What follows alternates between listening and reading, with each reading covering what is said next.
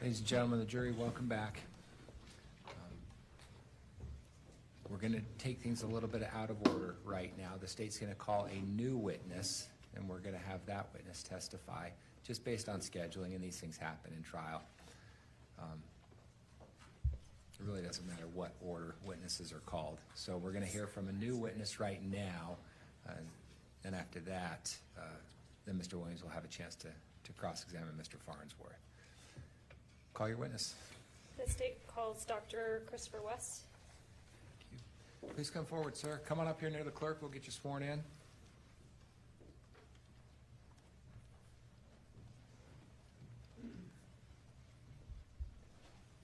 Please raise your right hand.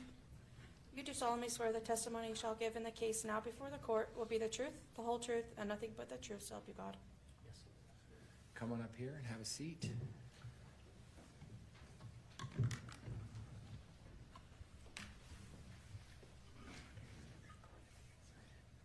Appreciate you being here. The only thing I ask is you keep that mic in front of you so we can all hear and we can make a good record.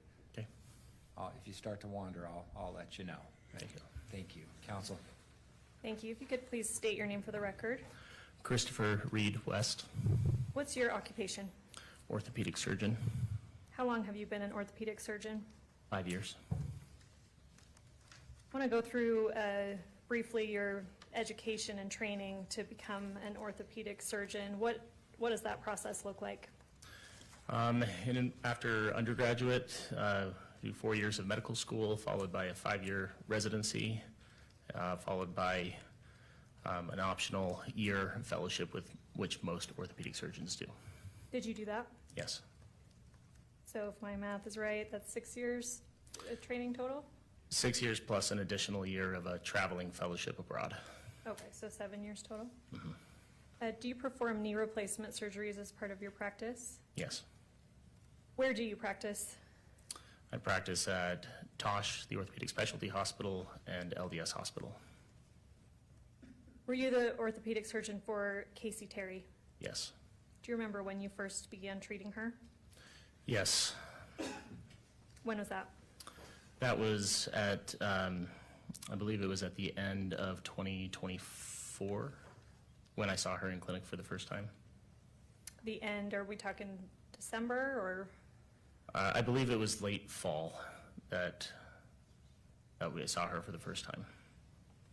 Late fall. Did you end up performing a knee replacement on her? Yes. Do you remember when that happened? That happened in the summer of 2025. If I tell you that she died in August of 2024, does that help refresh your recollection of when that surgery would have been performed? It does. I remember that it was around 2 months after we performed the surgery that I heard about her passing. So that would put the surgery in the summer of 2024? Does that sound right? No, the summer of 2025, I believe. So, I'm sorry, if I tell you that she died in August of 2024. That would make sense, that would be 2024. Okay. I'm sorry. Thank you. Do you remember exactly when the knee surgery was, or the knee replacement was performed? I apologize. I'll need a refresher on the date. Would July 23rd, 2024 make sense to you? That does make sense, yes. And so I would have met her initially, at the end of the previous year. Okay. So 2023.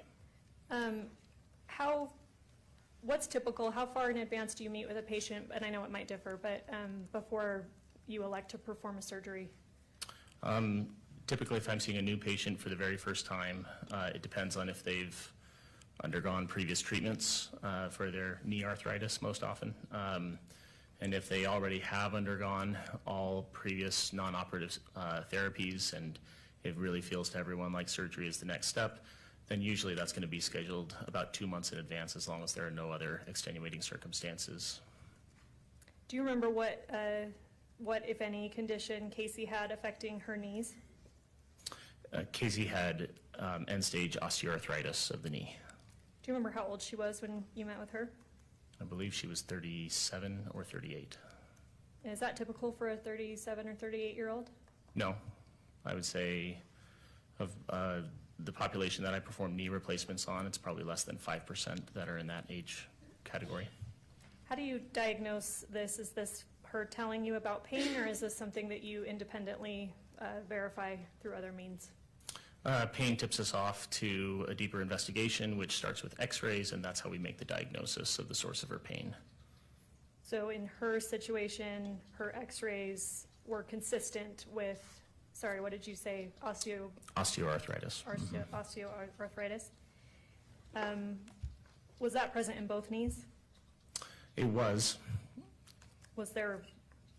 Were they about the same level of that condition, or was one worse than the other? One was worse than the other. The one that we treated was definitely a few steps along and was down to the bone-on-bone stage.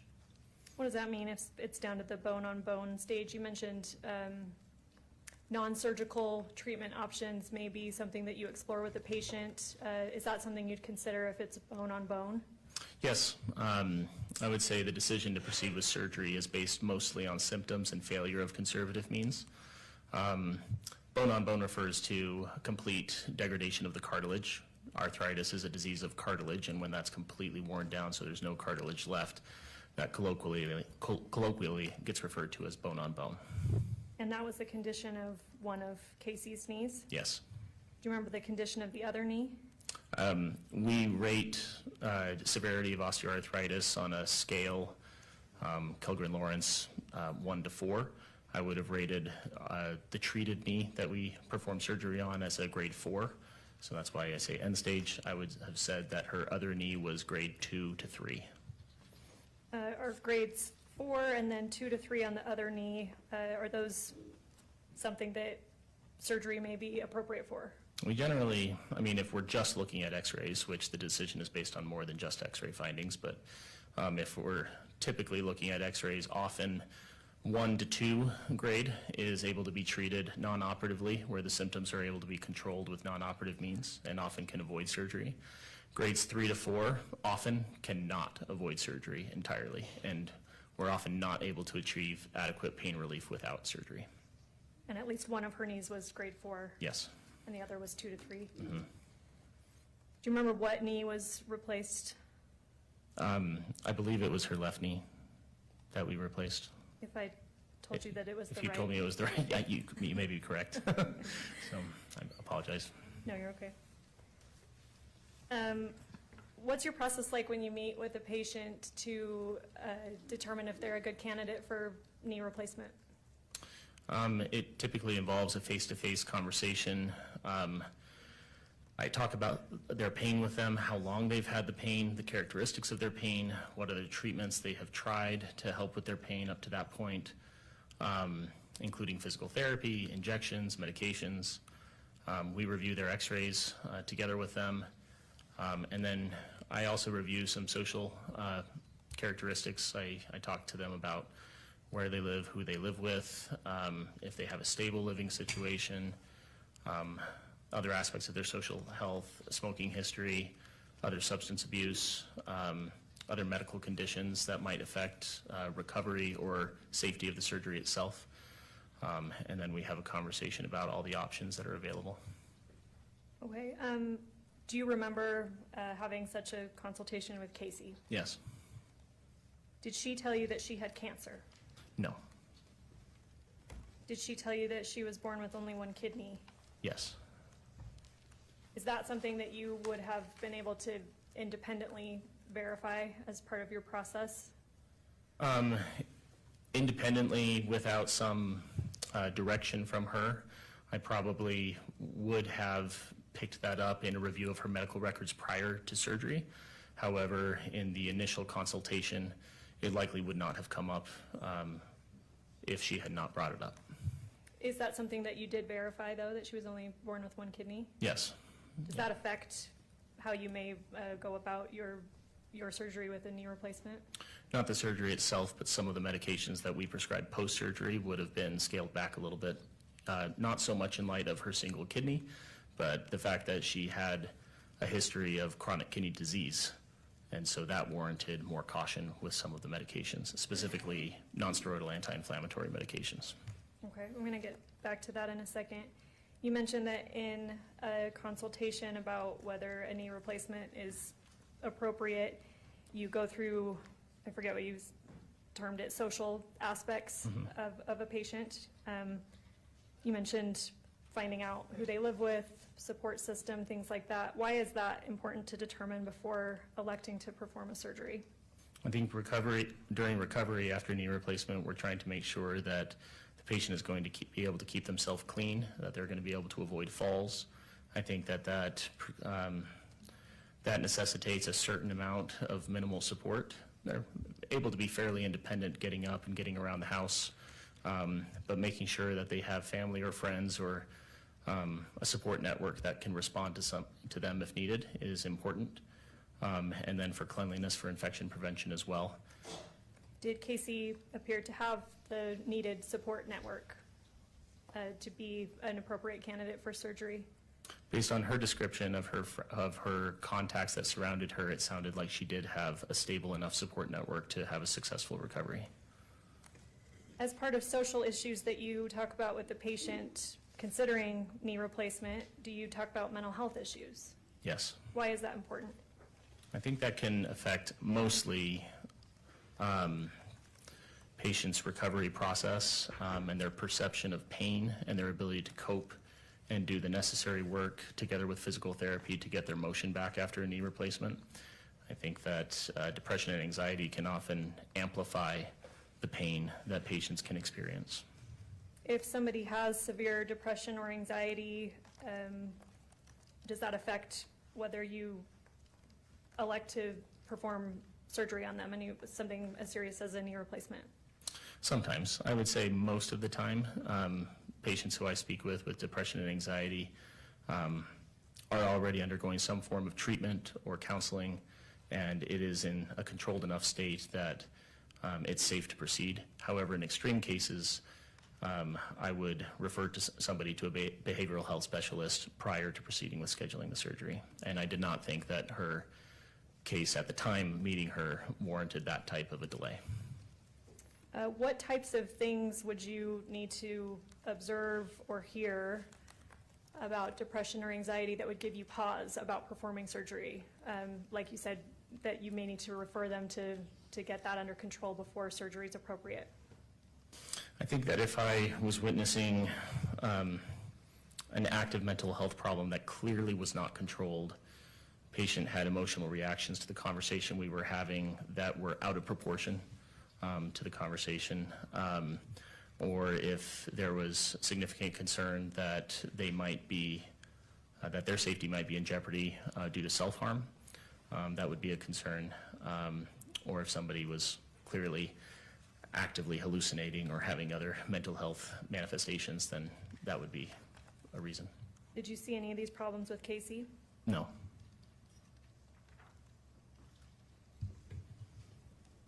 What's recovery like for a knee replacement? Typically, it's an outpatient surgery, which can mean either discharging the same day from surgery or discharging the next day within a 23-hour period. Typically, people are full weight bearing as tolerated. Typically require crutches or a walker for balance in the first week or two, often getting away from that by the time that we see them at their 2-week appointment to check the wound, make sure the wound is healing well. It involves pretty rigorous physical therapy, especially in that first month, where we want to see significant progress week by week in getting the motion back as the pain starts to get more under control and the swelling goes down. Usually by a month, things are feeling very under control and the motion is on track. So when you're analyzing somebody's mental state before surgery, their motivation and ability to engage in physical therapy is a huge part of what you're assessing? It is. And why is that? Because if they're not motivated or able or in a stable situation where they can participate with that physical therapy, then they probably will not get their motion back. And if that persists for a few months, then sometimes that can become a problem that will not resolve with time, and sometimes is a reason for consideration of revision surgeries in the future. Did Casey talk to you about having depression or anxiety in the past? Yes. What did she say about that? She said that she told me that it had been an issue that she had dealt with for a very long time, but that she felt that it was in a stable state of control at that time, and that she was feeling like she was ready to get her life together in other ways as well. And that's why she was considering getting the knee taken care of.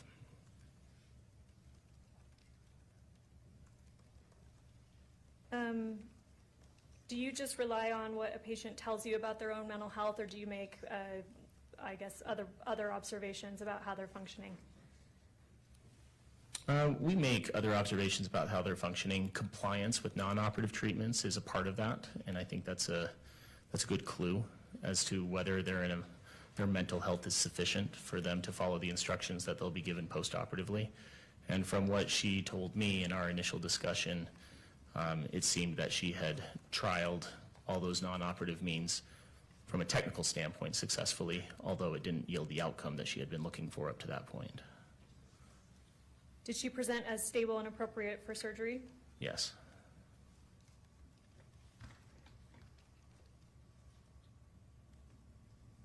Are you also taking into account just how a patient presents? You said that somebody having like active hallucinations obviously would not be a good candidate. What other things do you observe about them personally, if anything?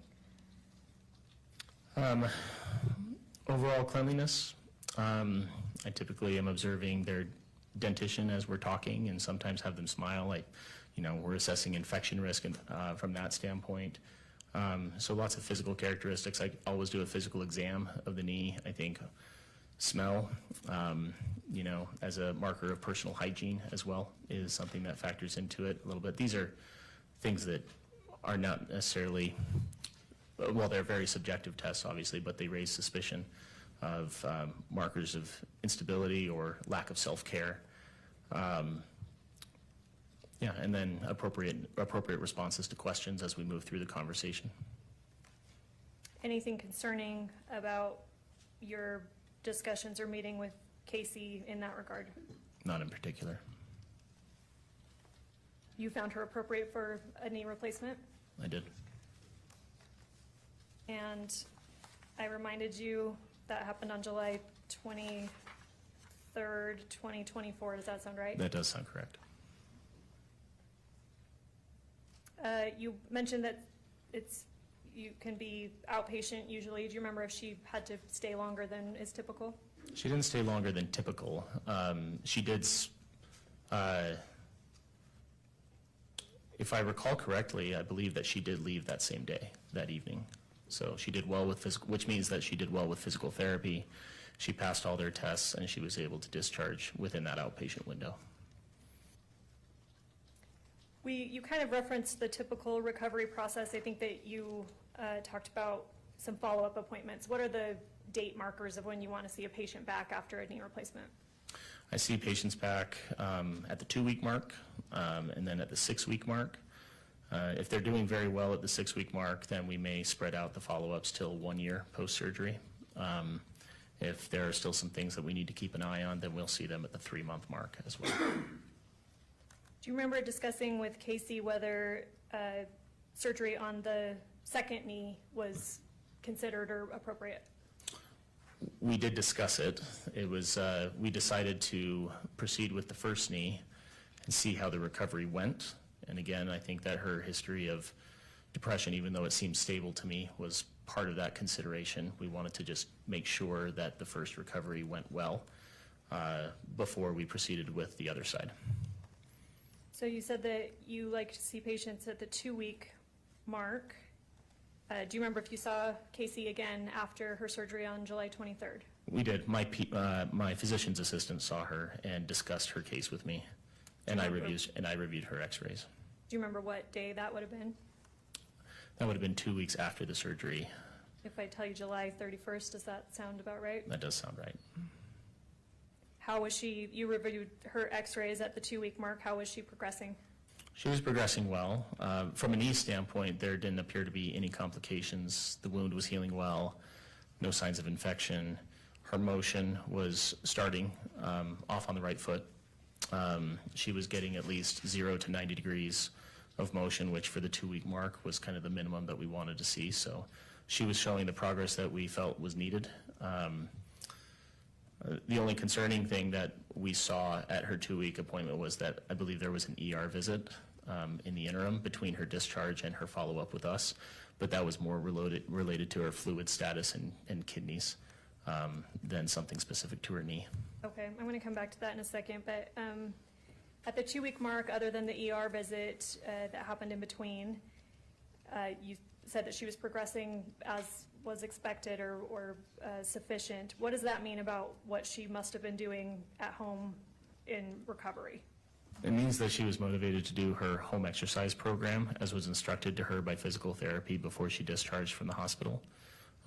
So it's generally a good sign that our feeling that she was an appropriate candidate was bearing out as time went on.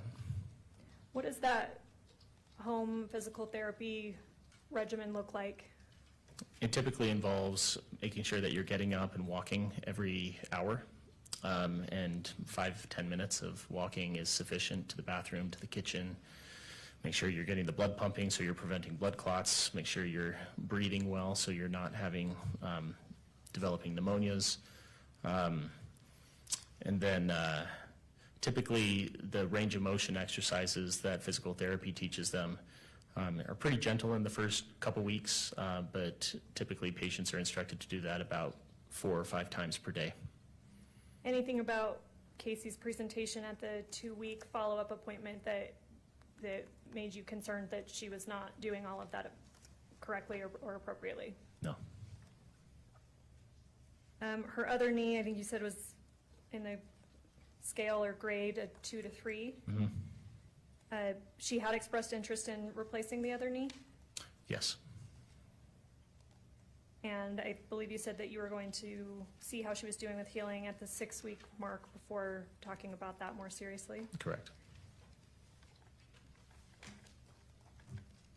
If she had been progressing as normal at the 6-week mark, would you have deemed her a good candidate for that second knee replacement? If she was showing if she was continuing to show good progress in her recovery and she was feeling that she was ready to proceed with that, then I would have agreed to putting her on the schedule. What medications do you typically, well, that might be a bad question. What medications did you prescribe to Casey after this surgery? We prescribed what we typically prescribe, which is aspirin for blood clot prevention, typically 81 milligrams twice a day. We prescribe a stool softener to be taken as long as there's any narcotics on board, which we prescribed her 5 milligrams of oxycodone, which is what we typically prescribe to be taken every 4 to 6 hours as needed. We understood that that was on top of what she had already been taking. She had been working with, I can't remember if it was her PCP or a pain specialist that was prescribing it, but I think she was taking 10 milligrams of oxycodone per day for chronic pain. And so we're a little judicious on what we prescribe from an opioid standpoint, but felt it was safe to up that to 15 milligrams total. And sorry to interrupt, You're do you up that because patients develop a tolerance for that, or what's the reason for that? There is a tolerance that's developed, and typically people who are on chronic opioid dosing going into surgery will respond well to our typical dosing schedule on top of their baseline. And typically we prescribe that for the first 2 to 4 weeks, and then we hand that pain management back over to their pain specialist. So to finish your other question, so those are the medications that we prescribe, along with scheduled Tylenol, 1,000 milligrams every 6 hours. Do you prescribe anything for nausea? As needed. Do you remember if you gave Casey anything for nausea? Not to my recollection. Did you limit her ability to get refills on the oxycodone? I don't recall ever, if she did request a refill, I don't recall saying no. We typically will prescribe 20 tablets, and about half of our patients at 2 weeks are not requesting a refill, and if they do, then that's something that we will do without too many barriers, if we feel like that's safe. You don't remember either way whether Casey requested that? I don't remember if she requested a refill. You mentioned an ER visit that happened in between surgery on the 23rd and her follow-up on the 31st. Were you made aware of why she went to the ER? I believe she was having some fluid overload symptoms. I believe her swelling was a part of that. And she had concern of whether her excessive swelling had anything to do with her kidney function. Could the two be related? I guess, could the knee replacement have led to fluid retention or I guess, that's that question. What did you say she went to the ER for? Something about fluids? When I reviewed the records, I believe that the ER had said that she was presenting with a chief complaint of fluid management, fluid overload. Because if the kidneys aren't working, then sometimes you can retain fluid inappropriately. They didn't find anything too concerning in the ER visit, and she was able to discharge home from there. And my interpretation of their testing and results, because her labs were all reviewed, were that she was probably experiencing normal postoperative swelling, Okay. which can be surprising for some people. Are you aware if she was prescribed anything for nausea at the ER? When I reviewed the records, I do believe Phenergan was on the list of what they administered to her. I don't know if they prescribed her anything to go home with, but I do know they administered Phenergan. Does Phenergan have another name? Reglan? What's promethazine? Promethazine is a generic form of that, yes.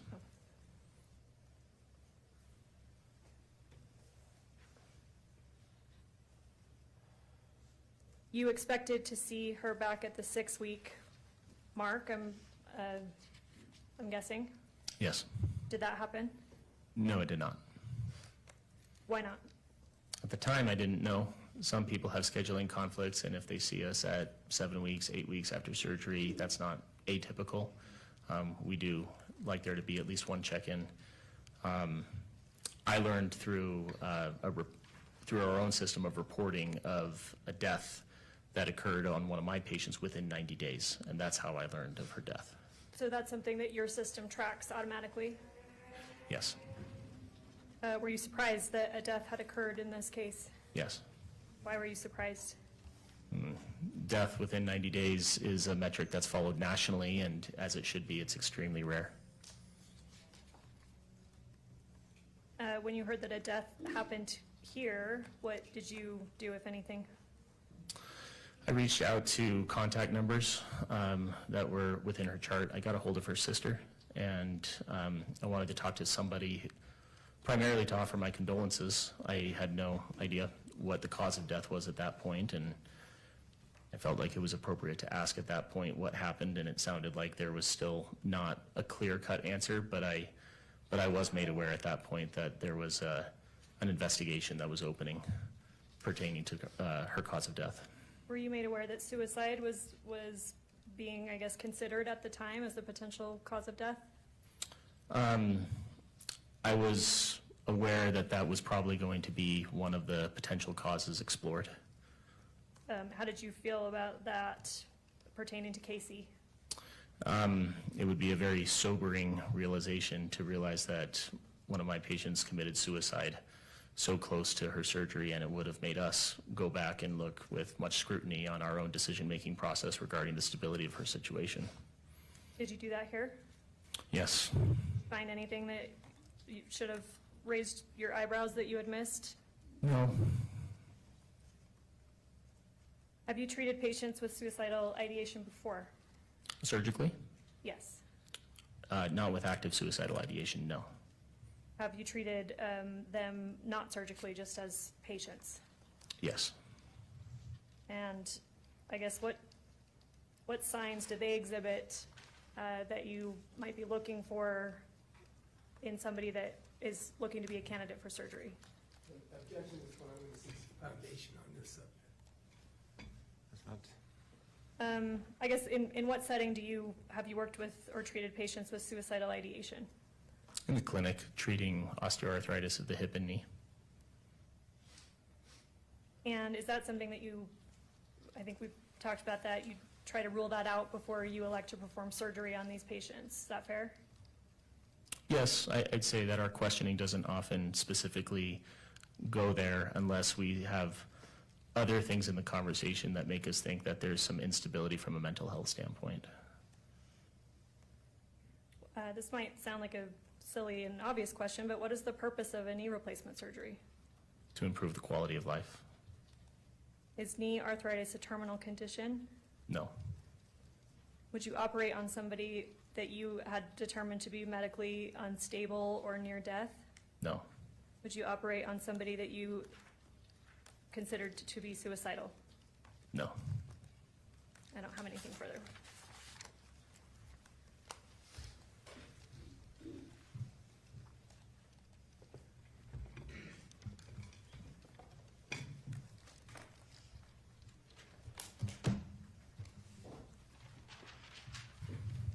Good afternoon. I don't know why I have to remind myself at this time of the day, but ask a few questions, obviously on the same subject. My name's Scott Williams. We've never met, right? No. Doctor, how much time total do you think you spent with in person with Casey Terry? I probably spent about 45 minutes with her in her initial consultation. And then the rest of the time, well, there was another time that you were with her. She was unconscious because you performed surgery on her knee, right? I met her on the day of surgery prior to the surgery, and we probably had a 10-minute conversation at that time as well. But, and it looked, don't think you put an L or you put a marker on the knee you're supposed to do the surgery on, right? Yes. And talk to him about, you okay, we're ready to go under. Yes. Can tell I've had some surgery. So 45 minutes before you operated on her knee, and you never talked to her again afterwards, right? Until the day of surgery, no. I did not. My team did. Well, she came back for one post-op visit that a PA conducted, right? Yes. You did not see Casey Terry. Not after the surgery, no. So by the time that you learned of her death, and as you had indicated, references to suicide and things like that, that I think you said you looked back over the protocol. I'll get to that in a minute. But at the time you learned that she had died, you had spent 45 minutes, maybe, with Casey Terry. I believe I spent 45 minutes, yes. Yeah, well, is there some record that you ever made about the interview you did with her? There's our clinical notes that records our conversation. Have you reviewed those? Yes. So do you have them here? No. When did you last review them? I mean, we were off by a year on the knee surgery and we got the wrong knee. Well, when did you last look at your records? I last looked at them last week. And so in this 45 minutes that you're trying to assess Casey Terry, among the things you did acknowledge was that it includes learning about maybe some mental health issues, right? Mm-hmm.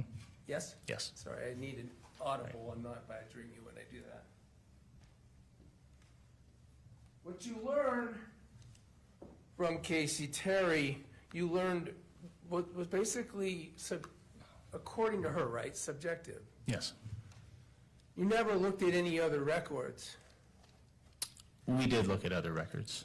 Did you have Dr. Masteller's records available to you, her primary care physician? Yes, I did. So I did not review those personally, but my team, my clinical nurse, and my physician's assistant did review the primary care physician's records and did not see any contraindications to surgery at that time. Well, let's talk about, we don't know what they saw, and in court we can't say what they said they saw, but someone else looked into records that included her primary care physician's records, is that Yes. right? Yes. So no one told you about suicidal ideation that she had made to Dr. Masteller. Correct. Would that have been interesting to you? It would have been. To learn that she had been referred out for mental health services because of suicidal ideation expressed to her primary care physician? It definitely would have been concerning if that had been within the last few months, yes. Okay. Also, it sounds like you did know that she was being prescribed in what seems like an extraordinary amount of pain medication. She was being prescribed oxycodone, right? By Dr. Masteller. She was being prescribed oxycodone by her primary care physician. I don't know if I agree that that's an extraordinary amount based on How long what I was, typically see. How long was she on that with Dr. Mesto, or that pain medication plan? From my understanding, it had been years. And were you privy to the actual amount that was being prescribed to her? Based on my review of the records and my team's review of the records, it was about 10 milligrams, I believe. 180 counts, did you know that? 180 milligrams? 180 counts, 180 pills, Oh, tablets. tablets. I was not aware of what the quantities of tablets that were prescribed in a given fill of the medication. Now, of course, a medication fill, it recommends what somebody should take, right? How many are you saying That's that? how much, what, it recommends a regimen with the medication. Yes, Of course, that can be abused, right? correct. Abused in opiate users, right? Yes. Did she tell you that she had been in any therapeutic circumstance seeking to address substance abuse? In recent history, when I was talking to her, not to my recollection. Did she tell you that she used benzodiazepines? My recollection, not on a regular basis. She wasn't prescribed, as far as you could see, benzodiazepines, right? If I had been aware that she had been prescribed benzodiazepines and she was taking that simultaneously with narcotics, I would have voiced significant concern with that. And you certainly asked what a medical, what kind of regimen your patient is on in terms of medication, right? Yes, You also have the ability to look at their charts to find out, right? yes, But other than the charts, it's up to them to tell you what their medications are if they're not on the prescription, right? In fact, in many cases, the patient's reports of the medications that they are actually taking often bears more truth than the actual medical chart sometimes, which can be littered with not updated information. And if she'd have told you she was using benzodiazepine, which Xanax is a benzodiazepine, right? Yes, Otherwise known as alprazolam, yes, you would not have given her the opiates that you prescribed. Is that right? I would not have recommended that she take those at the same time post-operatively, correct? And when Casey Terry came in and you spoke with her and you relied on what she told you, she still told you that she had anxiety, depression, a history of PTSD, current opioid use, right? Yes, Did you ask her about smoking? yes. Did she tell you about smoking? She told me that she smoked 2 to 3 cigarettes per day. When you stated, let me skip to this subject about the knee replacement because, well, let's not, because you made a phone call to learn about her death and you spoke to what you understood to be her sister Kylie, right? That was my understanding, yes. Do you know when you made that call? I don't remember exactly. I believe it was about 2 months after her surgery. Okay, so you were interviewed at one point by the police, right? Yes, You remember it was 2 officers? yes. And where did that occur? In my office? Do you remember the date? Not exactly. I'll tell you, it's January 27th, 2025. Okay. That would be after you talked to Kylie. Several months after, yes. In between, did you get any information about what happened to Casey Terry from anybody except for Kylie? I wouldn't say that I received much information from Kylie about what happened, and I didn't receive any information from anywhere else either.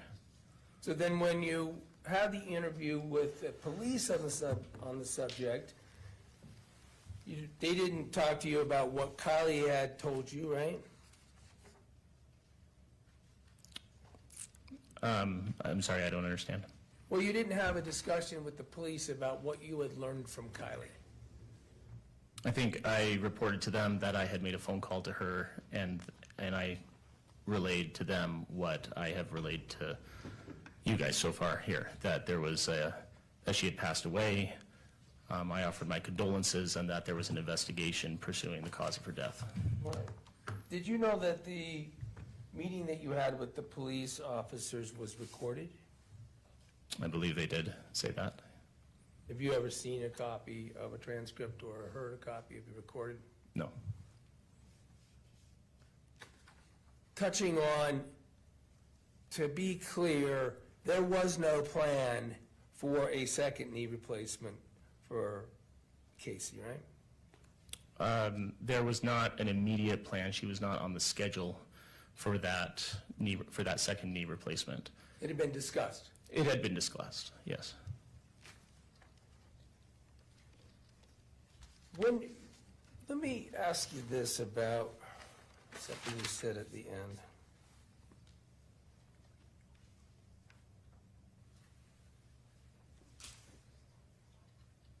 You said after talking to her sister, you conducted some sort of review. Is that what you said? I would have gone back and looked at the chart and reviewed our records and seen if there was anything that I thought we had missed that might have put her at risk for some complication that might have resulted in her death. Well, you knew that her death wasn't related to your surgery, right? I mean, at the time, I didn't know anything. I had simply seen a report that there was a death within 90 days after my surgery, and that would be my natural response in any of those cases, would be to go back and review the details of the chart. Okay, and so you reviewed the chart that you had already created in the course of your treatment with her? Yes. You didn't do any other investigation? No. You didn't try to see whether, in fact, the things that she told you in that chart in the 45 minutes you met with her maybe weren't true? I didn't go digging further, no. You weren't asked to? No.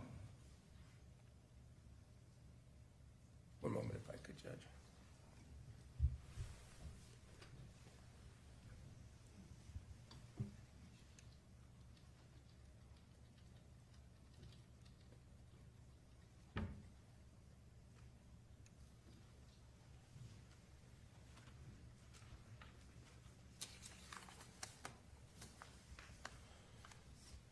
Ever known anyone who died by suicide?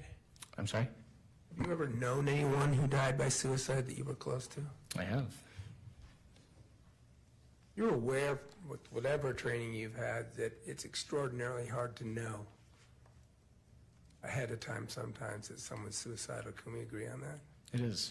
Sometimes they commit suicide when nobody had any idea whatsoever that they were thinking about it, right? Absolutely. People commit suicide that have plans for the future, trips planned, right?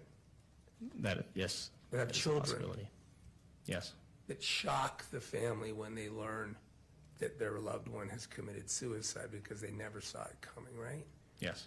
That they act normal so they'll not be interdicted in their suicide efforts, right? That is possible. Thank you. I don't have any further. Any follow-up from the state? No, Your Honor, this witness can be released. Thanks for being here. Thank you. You're free to go. Okay.